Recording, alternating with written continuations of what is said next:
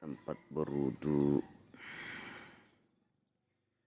Dan di sini nanti calon perumahan imam di Jeddah